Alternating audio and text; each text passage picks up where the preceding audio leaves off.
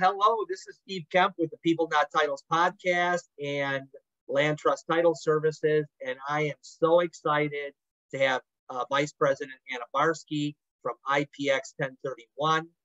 And we're really excited, Anna. Welcome, and we're glad to have you. Thank you. Thank you for having me. Yeah, you're welcome. We're really excited that we're going to, on October 6th, we have this session set up with a bunch of real estate agents, attorneys, and such attending, where you're going to go through all the details of the 1031 exchange program and all the different nuances of it.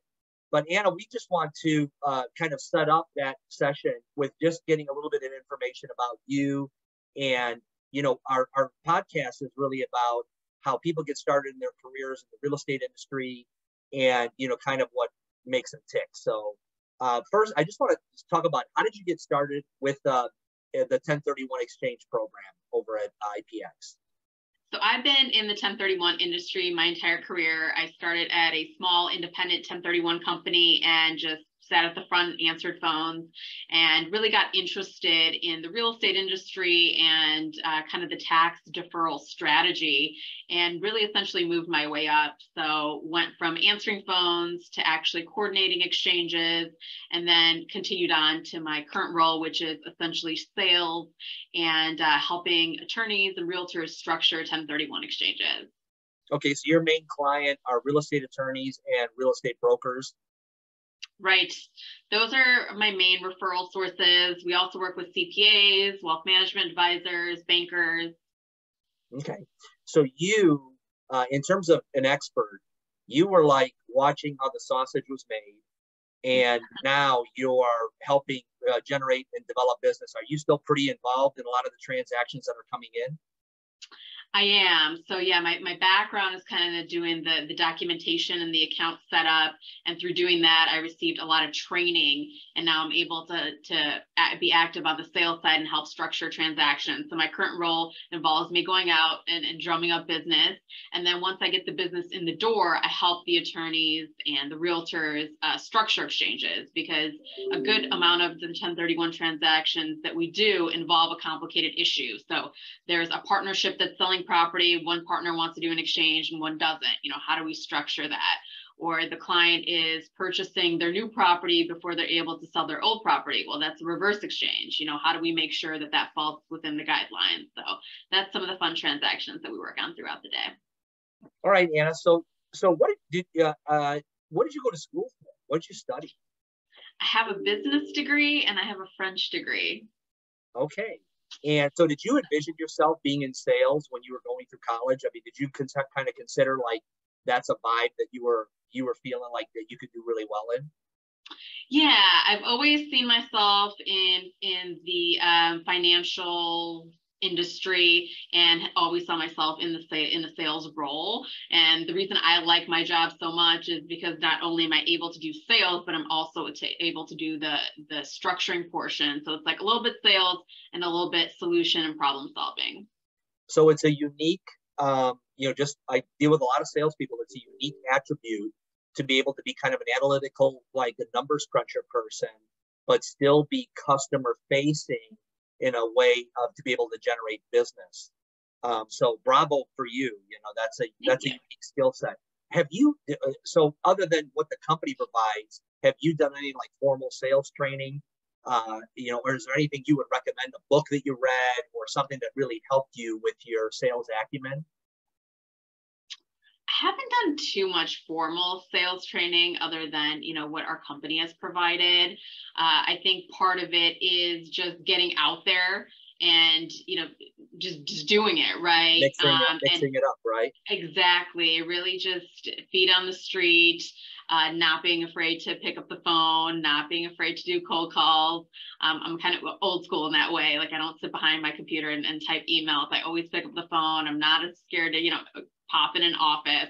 So I think part of that is my personality, but also through the years, I think experience, goes a long way as well, right? So you got to have the personality, but then you also have to prepare for the situations that you're going to get yourself into.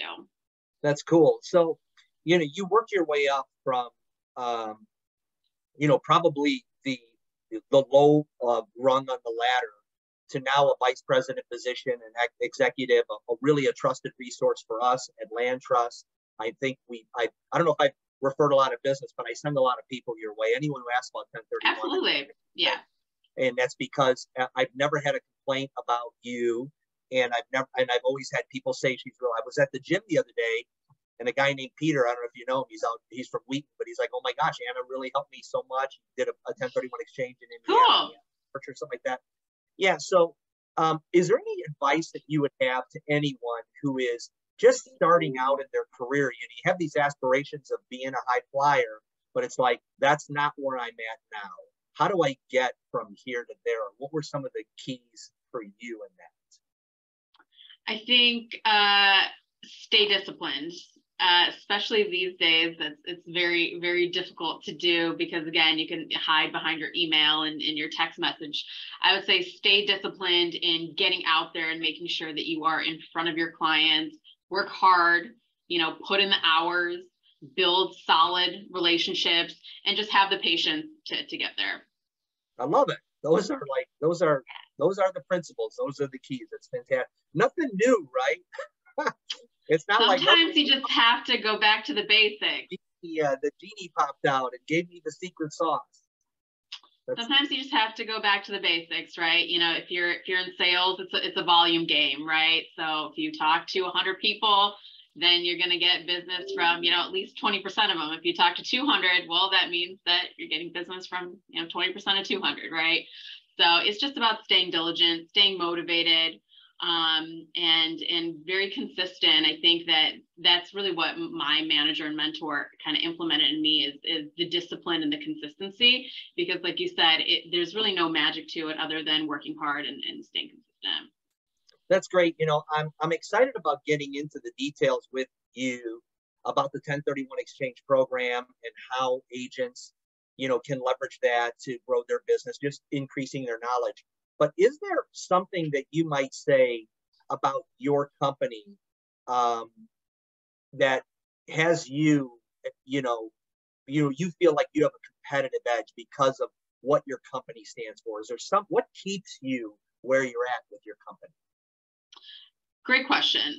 A couple things. So our industry is virtually unregulated. And one of the main components of a 1031 exchange is that you have to give your money to a 1031 company to hold in between the time you sell your old property and purchase your new property. So the IPX is a wholly owned subsidiary of F&F, which is a Fortune 300 company. So having that financial strength behind, every exchange that we do is something that makes our clients feel more comfortable, and is something that gives me the opportunity to work with bigger, kind of more sophisticated clients with bigger dollars. My company also has tons of resources. So even though I've been doing this for 15, 17 years, I would say 1 out of, 300 exchanges I do, an attorney will throw me a curveball and I say, oh my gosh, I've never heard of this scenario before. But right next door to me is a CPA, and next door to him is a tax attorney. And just in our office here in Chicago, we have 10 attorneys that kind of focus on structuring some of these more complex exchanges. So that's another benefit to being at a bigger corporation, is that I have a lot of resources I can pull from, and there's really no type of transaction that we can't handle. And also with that, we just have more people. So we're able to answer questions quicker, send a wire transfer quicker, and just the current customer service level is a lot higher. Okay, great. Excellent. Well, I appreciate that, Anna. Anna has, as we wrap up here, and again, I must say, we're really excited about hosting this program with you, really giving us the meat and potatoes of the 1031 exchange program and what it means to clients and agents and attorneys alike. Has your business changed much because of COVID at all?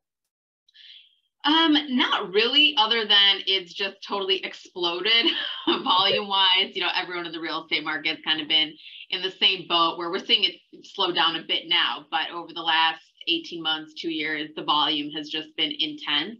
So in that way, it's been a little bit different. Whereas just we have to, me personally, I've ramped down my marketing a little bit and just ramped up my customer service, right? Because we just have all these deals coming in the door and we want to make sure that everyone's happy and everyone's, getting their questions answered in a timely manner. So I would say that's really the only difference between like a non-COVID environment, but it's really just because the real estate market's been so hot. Awesome. That's great. Well, Anna, thanks for taking time out of your day. We're excited about October 6th. We're looking forward to it. And we just thank you for making yourself available. And, we just love the way you treat our clients. And so we appreciate our partnership. I appreciate it as well. Thank you so much. And I look forward to the presentation. Okay, great. Talk to you soon. Thank you.